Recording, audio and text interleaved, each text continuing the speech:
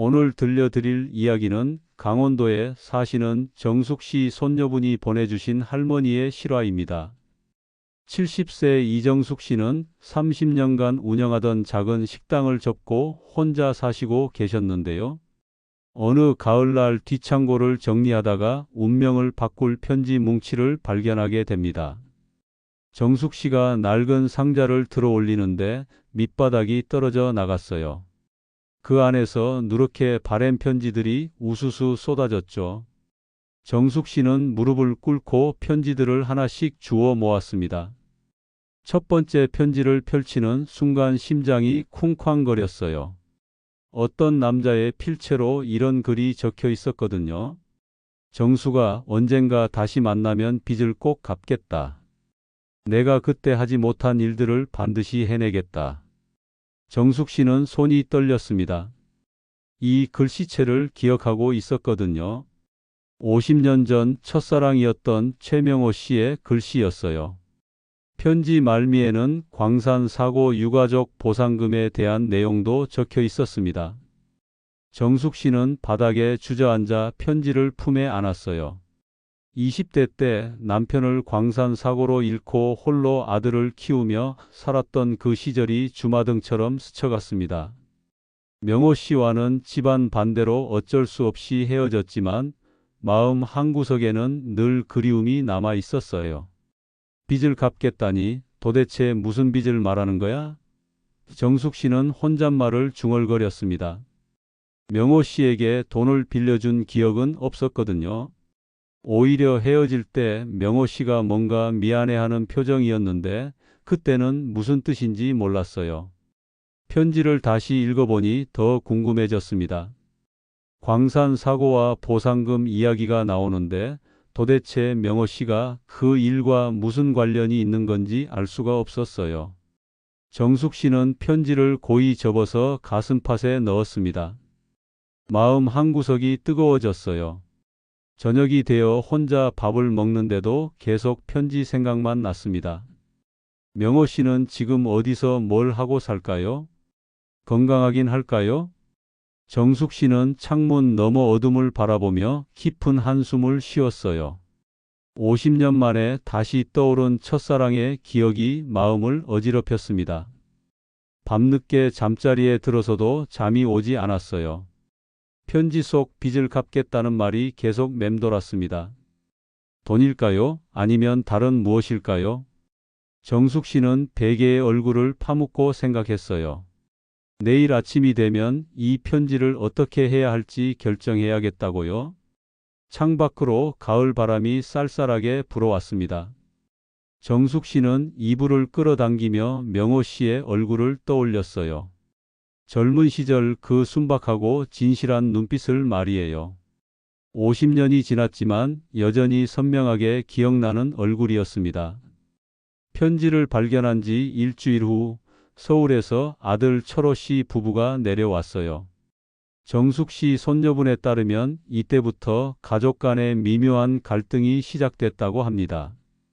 철호 씨는 45세로 중소기업 영업부장이고 아내 박서영 씨는 38세로 세련되고 현실적인 성격이셨대요. 정숙 씨가 된장찌개를 끓여 상을 차려놓고 기다리는데 철호 씨 부부가 큰 가방을 들고 들어왔어요. 어머니 안녕하세요. 서영 씨가 정중하게 인사했지만 표정이 어딘가 어색했습니다. 철호 씨도 엄마 건강하시죠? 라고 물으며 자리에 앉았어요.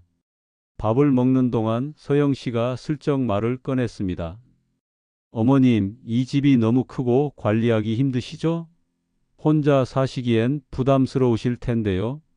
정숙 씨는 숟가락을 놓고 며느리를 바라봤어요. 뭔가 준비해온 말이 있다는 걸 직감했거든요. 아니야, 괜찮아. 여기서 30년 넘게 살았는데 뭐가 힘들어. 정숙 씨가 이렇게 답하자 철호 씨가 나섰습니다. 엄마, 요양원도 요즘 좋은 곳 많아요. 시설도 깨끗하고 또래 분들과 어울릴 수도 있고요. 서영 씨가 거들었어요. 그렇죠. 그리고 이 집을 팔면 요양원비도 충분하고 저희 아파트 대출도 좀 줄일 수 있어서요. 정숙 씨는 속으로 화가 났습니다. 결국 집을 팔아서 돈을 쓰고 싶다는 이야기구나 싶었어요. 안 된다. 여긴 아버지와의 약속이 있는 곳이야. 정숙 씨가 단호하게 말하자 철호 씨가 의아해했습니다. 아버지요? 아버지는 돌아가신 지 벌써 20년이 넘었는데요. 그래도 약속은 약속이야. 나는 여기서 살 거야. 정숙 씨의 목소리에 단단한 의지가 담겨 있었어요. 서영 씨가 답답한 표정으로 철호 씨를 봤지만 더 이상 말하지 않았습니다. 그날 저녁 내내 어색한 분위기가 이어졌어요. 밤에 철호 씨 부부가 거실에서 작은 목소리로 이야기하는 소리가 들렸습니다. 당신 어머니 너무 고집스러우시네요. 혼자 이런 큰 집에서 뭘 하시려고 그러는지. 서영 씨의 불만 섞인 목소리였어요. 철호 씨가 달랬습니다. 좀 더 기다려보자. 시간이 지나면 마음이 바뀌실 거야. 정숙 씨는 방 안에서 이 대화를 들으며 마음이 복잡했어요. 아들 부부 입장에서는 실용적인 선택일 수 있지만 자신에게는 이 집이 단순한 부동산이 아니었거든요.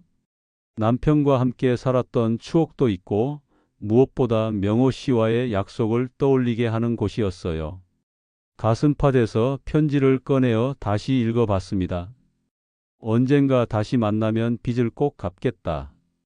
정숙 씨는 생각했어요. 명호 씨가 말한 약속이 혹시 이 집과 관련된 건 아닐까 하고요. 아직은 확실하지 않지만 뭔가 중요한 의미가 숨어 있을 것 같았어요. 다음 날 아침 철호 씨 부부가 서울로 돌아갔습니다. 떠나면서 서영 씨가 마지막으로 말했어요. 어머님, 한 번 더 생각해 보세요. 저희도 어머님을 위해서 하는 말이에요. 정숙 씨는 고개만 끄덕였지만 마음은 이미 정해져 있었어요. 이 집은 절대 팔지 않겠다고요. 그로부터 며칠 후 정숙 씨가 고관절 검진을 받으러 시내 종합병원에 갔어요. 손녀분 말로는 할머니가 계단을 오르내릴 때 다리가 아프다고 하셔서 검사를 받으러 가신 거라고 해요. 그런데 그 병원에서 운명적인 재해가 기다리고 있었습니다. 정숙 씨가 정형외과 대기실에 앉아서 번호표를 들고 기다리고 있었어요. 주변에는 나이 든 환자들이 많았는데 대부분 무릎이나 허리가 아픈 분들이었습니다. 정숙 씨는 잡지를 보며 시간을 보내고 있었는데 갑자기 익숙한 목소리가 들렸어요. 간호사님, 혈압약은 언제까지 먹어야 하나요? 정숙 씨가 고개를 돌려보니 환자복을 입은 남자가 간호사와 이야기하고 있었어요. 70대 초반쯤 되어 보이는 남자였는데 옆모습이 너무 익숙했습니다. 정숙 씨의 심장이 쿵쾅거리기 시작했어요. 남자가 정숙 씨 쪽으로 돌아서는 순간 두 사람의 눈이 마주쳤습니다. 정숙 씨는 숨이 멎는 것 같았어요. 50년 만에 다시 본 최명호 씨였거든요. 머리는 하얗게 새었지만 그 눈빛만은 예전 그대로였어요. 명호 씨도 정숙 씨를 알아봤습니다. 얼굴이 하얗게 질리며 당황하는 모습이 역력했어요. 정숙 씨인가요? 명호 씨가 조심스럽게 다가와서 물었습니다. 목소리가 떨리고 있었어요. 정숙 씨는 가슴이 두근거려서 제대로 답을 할 수가 없었어요. 네, 맞아요. 명호 씨죠? 정숙 씨가 간신히 대답하자 명호 씨가 주변을 둘러봤습니다. 다른 환자들이 쳐다보고 있었거든요. 저기 잠깐 얘기할 수 있을까요? 명호 씨가 복도 쪽을 가리켰어요. 두 사람은 조용한 구석으로 자리를 옮겼습니다. 그때 일을 아직 기억하나요? 명호 씨가 먼저 말을 꺼냈어요. 뭔가 무거운 짐을 지고 있는 것 같은 표정이었습니다. 정숙 씨는 가슴팍에서 편지를 꺼내 보여줬어요. 이걸 얼마 전에 발견했어요. 명호 씨가 편지를 보는 순간 얼굴이 더욱 굳어졌어요. 당신은 나한테 빚이 있다고 했죠. 정숙 씨가 조용히 말했습니다. 명호 씨가 고개를 숙였어요. 미안해요. 정말 미안해요. 뭔가 말하고 싶어 하지만 차마 입에 담지 못하는 것 같았어요. 정숙 씨는 명호 씨의 고통스러운 표정을 보며 마음이 복잡했습니다. 도대체 무슨 빚을 말하는 거예요? 내가 당신에게 돈을 빌려준 적도 없는데. 정숙 씨가 다그치듯 물었습니다. 명호 씨가 손을 떨며 대답했어요. 돈이 아니에요. 그보다 훨씬 무거운 빚이에요. 그러면서 정숙 씨의 손을 잡으려고 했지만 정숙 씨가 손을 뿌리쳤어요. 명확하게 말해요. 내가 알 권리가 있잖아요. 정숙 씨의 목소리에 50년 동안 쌓인 궁금증과 서운함이 담겨 있었어요. 명호 씨가 깊은 숨을 쉬며 말했습니다. 광산 사고 때 일이에요. 내가 그때 해야 할 일을 하지 못했어요. 정숙 씨는 갑자기 다리에 힘이 빠졌어요. 남편의 죽음과 명호 씨가 관련이 있다는 말인가요? 무슨 소리예요? 정숙 씨가 떨리는 목소리로 물었을 때 간호사가 다가왔습니다. 이정숙님, 진료실로 들어오세요. 정숙 씨의 차례가 된 거였어요. 명호 씨가 마지막으로 말했습니다. 시간을 주세요. 제대로 설명할 기회를 주세요. 정숙 씨는 대답 대신 고개만 끄덕이고 진료실로 향했어요. 마음이 너무 어지러워서 의사 말이 제대로 들리지 않았습니다. 정숙 씨가 병원에서 돌아온 지 며칠 후 철호 씨가 혼자 내려왔어요. 손녀분에 따르면 삼촌이 어머니 상태가 걱정되어서 확인차 온 거라고 하더라고요. 그런데 철호 씨가 우연히 엄마와 어떤 남자의 대화를 엿듣게 되면서 큰 오해가 시작됐습니다. 정숙 씨가 마당에서 빨래를 널고 있는데 명호 씨가 찾아왔어요. 며칠 전 병원에서 하지 못한 이야기를 하려고 온 거였죠. 정숙 씨, 그때 일을 제대로 말씀드리고 싶어서 왔어요. 명호 씨가 조심스럽게 말했습니다. 정숙 씨는 빨래 집게를 놓고 명호 씨를 바라봤어요. 광산 사고 때 내가 안전 담당자였어요. 그런데 사고 원인을 제대로 보고하지 못했어요. 명호 씨의 목소리가 떨렸습니다. 회사에서 압력을 가했거든요. 만약 진실을 말하면 보상금을 못 받을 수도 있다고 협박했어요. 정숙 씨는 가슴이 답답해졌어요. 그래서 어떻게 했는데요? 정숙 씨가 물었습니다. 명호 씨가 고개를 숙였어요. 축소 보고를 했어요. 대신 회사에서 몰래 돈을 받아서 당신에게 전달하려고 했는데 당신이 받지 않았잖아요. 정숙 씨는 그때 일이 떠올랐어요. 명호 씨가 돈 봉투를 들고 와서 받으라고 했는데 화가 나서 쫓아냈던 기억이 났거든요. 철호 씨는 집 안에서 이 대화를 듣고 있었어요. 엄마와 어떤 할아버지가 돈 이야기를 하는 것 같았는데 정확한 내용은 잘 안 들렸습니다. 다만 받지 않았다, 돈을 전달하려고 했다는 말만 들렸어요. 철호 씨는 엄마가 과거에 그 사람에게 돈을 빌려줬나 보다 생각했습니다. 명호 씨가 돌아간 후 철호 씨가 마당으로 나왔어요. 엄마, 방금 누가 왔다 갔어요? 정숙 씨가 옛날에 알던 사람이라고 대답하자 철호 씨가 더 자세히 물었습니다. 혹시 돈 문제로 온 건 아니에요? 정숙 씨는 어떻게 대답해야 할지 몰라서 애매하게 웃었어요. 그날 저녁 철호 씨가 서영 씨에게 전화를 걸었습니다. 여보, 엄마가 옛날에 누구한테 돈을 빌려준 것 같아. 오늘 그 사람이 와서 이야기하는 걸 들었는데 뭔가 복잡한 사정이 있는 것 같아.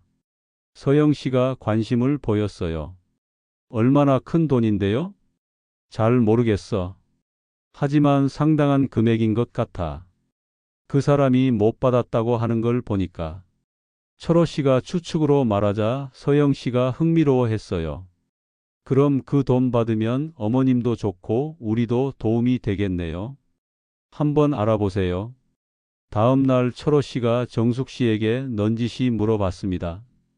엄마, 혹시 옛날에 누구한테 돈 빌려준 적 있어요? 정숙 씨가 왜 그런 걸 물어? 라고 하자 철호 씨가 그냥요. 만약 그런 일이 있다면 이제라도 받으셔야죠 라고 했어요. 정숙 씨는 아들이 오해하고 있다는 걸 느꼈어요.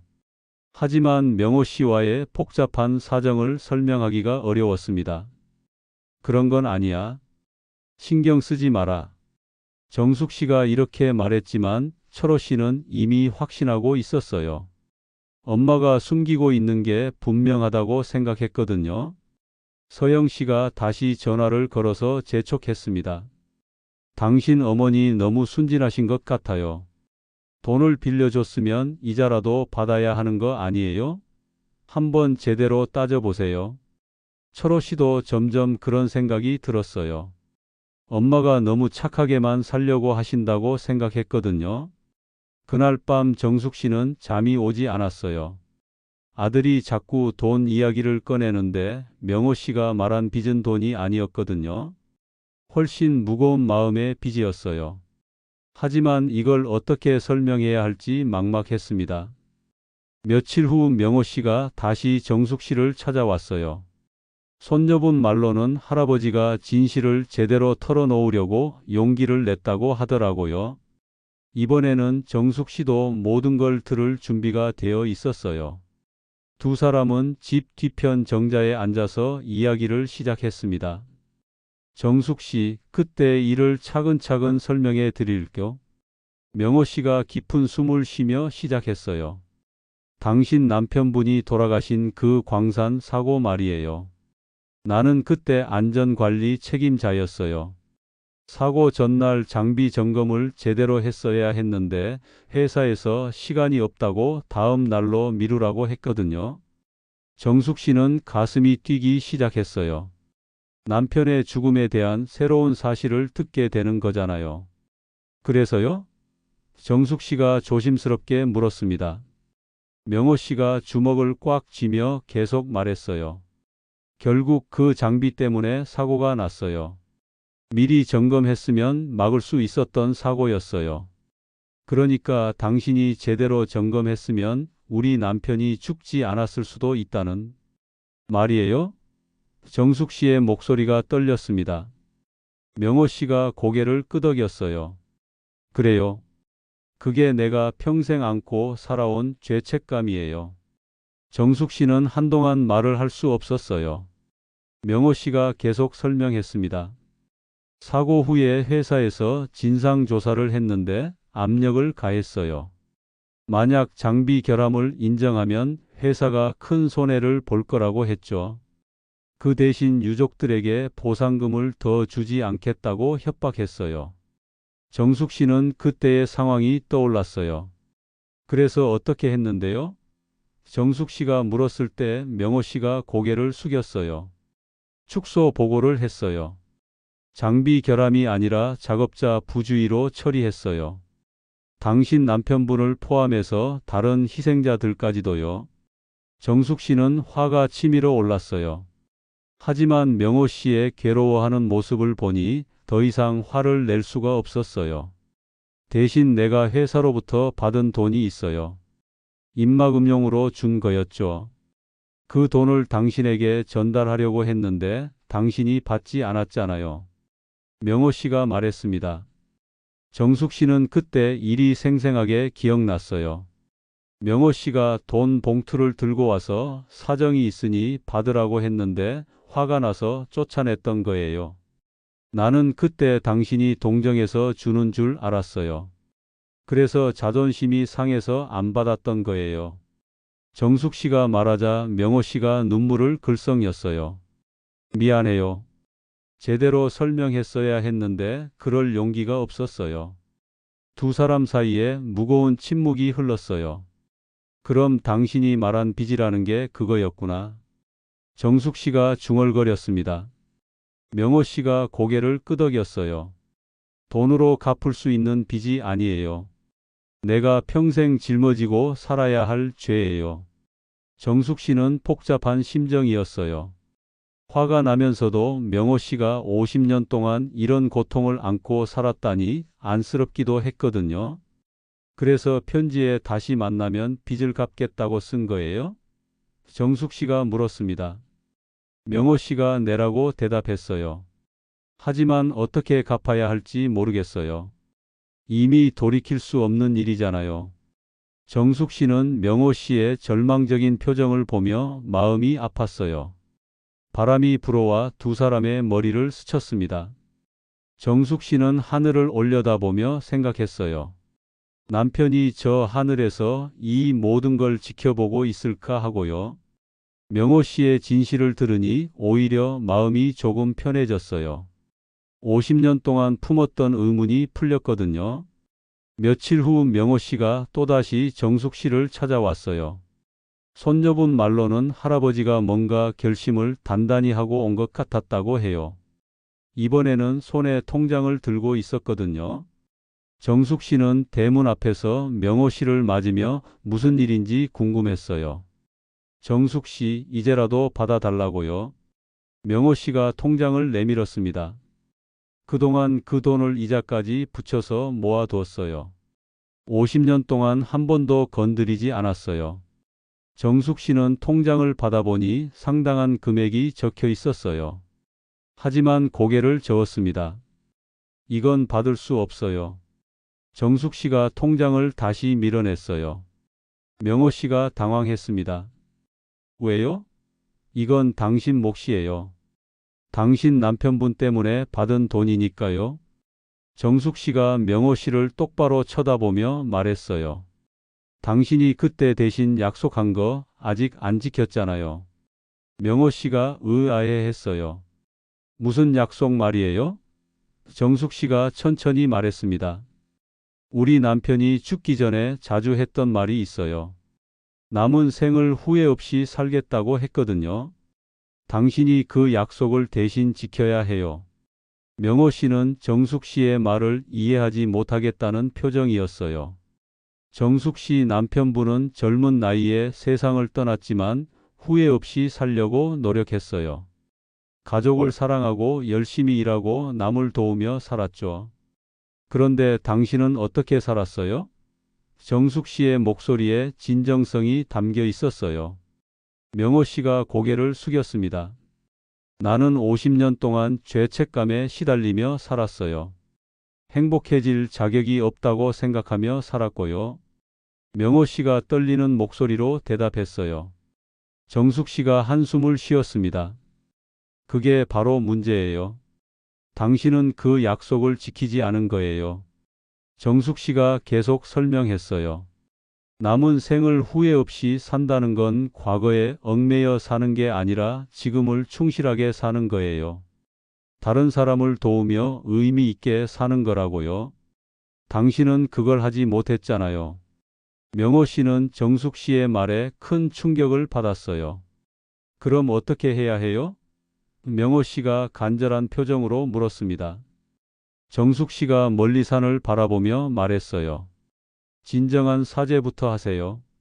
그리고 앞으로 남은 시간을 의미 있게 보내세요. 그게 진짜 빚을 갚는 방법이에요. 명호 씨가 통장을 다시 내밀었어요. 그럼 이 돈은 어떻게 하죠? 정숙 씨가 미소를 지었습니다. 나중에 좋은 일에 쓰세요. 지금 당장 내가 받을 이유는 없어요. 명호 씨는 정숙 씨의 말에 새로운 깨달음을 얻은 것 같았어요. 그때 철호 씨가 집에 들어오는 소리가 났어요. 정숙 씨와 명호 씨가 대화하는 모습을 보고 다가왔습니다. 엄마, 무슨 일이세요? 철호 씨가 물었을 때 정숙 씨가 중요한 이야기를 하고 있었어라고 답했어요. 철호 씨가 명호 씨를 의심스럽게 쳐다봤어요. 엄마에게서 돈을 받아내려는 사람으로 생각하고 있었거든요. 할아버지, 엄마한테 무슨 일로 오신 거예요? 철호 씨의 목소리에 경계심이 담겨 있었어요. 명호 씨가 당황했지만 정숙 씨가 나서서 괜찮다며 철호 씨를 진정시켰어요. 명호 씨가 돌아간 후 철호 씨가 정숙 씨에게 물었습니다.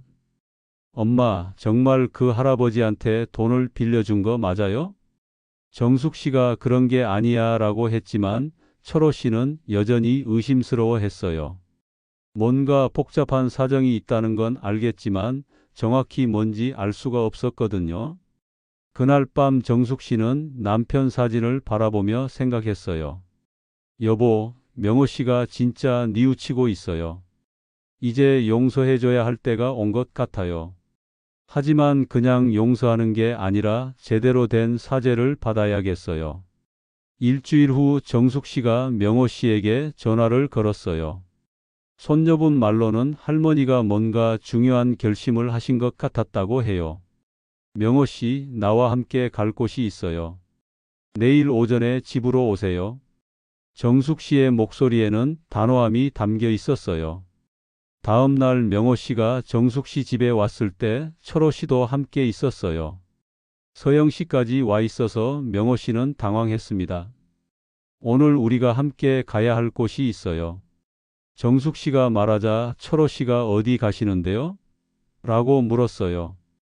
광산 사고 위령비가 있는 곳이요. 정숙 씨의 말에 모두가 놀랐어요. 철호 씨는 아버지 관련된 곳이니까 따라가겠다고 했고 서영 씨도 궁금해서 함께 가겠다고 했어요. 명호 씨는 무슨 일이 벌어질지 알 것 같아서 긴장했습니다. 네 사람이 차를 타고 산 중턱에 있는 위령비로 향했어요. 가는 길에 정숙 씨가 철호 씨에게 모든 걸 설명했습니다. 명호 씨가 아버지 사고와 관련된 안전 담당자였다는 것, 그때 제대로 된 조사를 하지 못해서 평생 죄책감을 안고 살았다는 것까지요. 철호 씨와 서영 씨는 충격을 받았어요. 돈 문제가 아니라 이런 깊은 사연이 있었다니 전혀 예상하지 못했거든요. 그럼 할아버지가 우리 아버지 죽음에 책임이 있다는 말이에요? 철호 씨가 물었을 때 정숙 씨가 고개를 끄덕였어요. 위령비 앞에 도착했을 때 정숙 씨가 명호 씨에게 말했습니다. 여기서 무릎 꿇고 사죄하세요. 그게 빚을 갚는 거예요. 명호 씨는 주저하지 않고 위령비 앞에 무릎을 꿇었어요. 그리고 목 놓아 울며 사죄했습니다. 미안합니다. 정말 미안합니다. 제가 제 역할을 제대로 했다면 이런 일이 없었을 텐데. 명호 씨의 울음소리가 산 전체에 울려 퍼졌어요. 50년 동안 하루도 편하게 잠들지 못했습니다. 용서해 주세요. 철호 씨와 서영 씨도 그 모습을 보며 눈물을 흘렸어요. 정숙 씨가 명호 씨 곁에 무릎을 꿇고 앉았습니다. 이제 됐어요. 일어나세요. 정숙 씨의 목소리가 따뜻했어요. 당신도 충분히 고생했어요. 이제 남은 시간은 의미 있게 보내세요. 명호 씨가 고개를 들며 정숙 씨를 바라봤어요. 철호 씨가 다가와서 명호 씨에게 말했습니다. 할아버지, 저도 오해했어요. 엄마한테서 돈을 받아내려는 줄 알았거든요. 서영 씨도 부끄러워하며 고개를 숙였어요. 저희가 너무 현실적으로만 생각했네요. 정숙 씨가 철호 씨 부부를 바라보며 말했어요. 너희들도 이제 알겠지? 세상에는 돈으로 해결할 수 없는 일들이 있다는 걸. 철호 씨가 고개를 끄덕였습니다. 네, 엄마. 이제 이해했어요. 명호 씨가 일어서면서 정숙 씨에게 말했어요. 정숙 씨, 고마워요. 당신 덕분에 진짜 용서를 구할 수 있었어요. 정숙 씨가 미소를 지었습니다. 이제 시작이에요. 앞으로 어떻게 살 건지가 중요해요. 위령비 앞에서 네 사람이 조용히 묵념을 드렸어요. 바람이 불어와 나뭇잎들이 흔들렸는데 마치 하늘에서 용서한다는 신호를 보내는 것 같았어요. 정숙 씨는 마음이 한결 가벼워졌습니다. 돌아오는 길에 철호 씨가 말했어요. 엄마, 집 파는 이야기는 이제 안 할게요. 엄마가 그 집에서 사셔야 하는 이유를 이제 알겠어요. 서영 씨도 죄송해요, 어머님. 저희가 너무 성급했네요. 라고 사과했어요. 위령비에서 사죄한 지 한 달이 지났어요. 손녀분이 들려주신 바에 따르면 그 이후로 가족들의 관계가 완전히 달라졌다고 해요. 철호 씨 부부는 요양원 이야기를 완전히 접고 주말마다 시골집으로 내려와서 정숙 씨와 시간을 보내기 시작했거든요. 정숙 씨는 어느 토요일 오후 마당에서 김장을 준비하고 있었어요. 철호 씨가 배추를 나르고 서영 씨가 양념을 만들고 있었습니다. 예전 같으면 상상도 할 수 없는 풍경이었죠. 엄마, 이렇게 함께 김장하니까 정말 좋네요. 서영 씨가 진심으로 말했어요. 그래, 가족이 함께 하는 게 최고지. 정숙 씨가 웃으며 대답했습니다. 철호 씨도 엄마, 우리가 너무 현실적으로만 생각했어요. 앞으로는 엄마 마음을 더 헤아릴게요라고 말했어요. 정숙 씨는 아들이 달라진 모습을 보며 흐뭇했습니다. 그때 명호 씨가 찾아왔어요. 손에는 작은 화분을 들고 있었습니다. 정숙 씨, 이거 드리려고 가져왔어요. 화분에는 예쁜 꽃이 피어 있었어요. 제가 직접 키운 거예요. 요즘 마을 독거노인분들 집에 꽃 나눠 드리는 봉사를 하고 있거든요. 정숙 씨가 화분을 받으며 웃었어요. 고마워요. 정말 예쁘네요. 명호 씨가 앞으로 이 마을에서 봉사하며 살려고 해요. 남은 시간을 의미 있게 보내려고요 라고 말했습니다. 정숙 씨는 명호 씨가 정말 변했다는 걸 느꼈어요. 철호 씨가 명호 씨에게 다가가서 말했어요. 할아버지, 저희 김장 도와주실래요? 인력이 필요해서요. 명호 씨가 기뻐하며 물론이죠 라고 대답했습니다. 서영 씨도 할아버지 여기 앉으세요.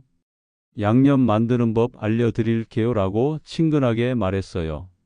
네 사람이 함께 김장을 하는 모습은 정말 평화로웠어요. 과거의 아픈 기억들이 치유되고 새로운 관계가 시작되는 것 같았습니다. 정숙 씨는 이런 날이 올 줄 몰랐다며 감격했어요. 저녁이 되어 김장이 끝났을 때 정숙 씨가 모두를 불러 모았습니다. 오늘 정말 고마웠어요. 혼자서는 엄두도 못 낼 일이었는데 철호 씨가 엄마, 이제 자주 와서 도와드릴게요 라고 약속했어요. 명호 씨가 마지막으로 말했습니다. 정숙 씨, 당신 덕분에 새로운 인생을 시작할 수 있게 됐어요.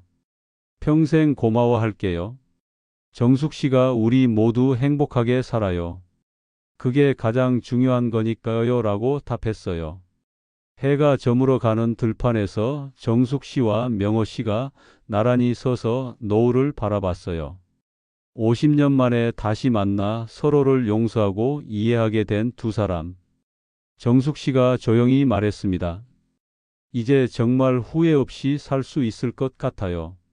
명호 씨가 고개를 끄덕였어요. 네, 남은 시간을 정말 의미 있게 보낼게요.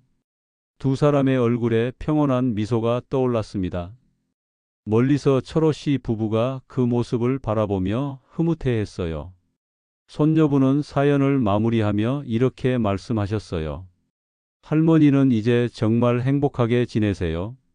명호 할아버지도 마을에서 봉사하시며 보람찬 나날을 보내고 계시고요.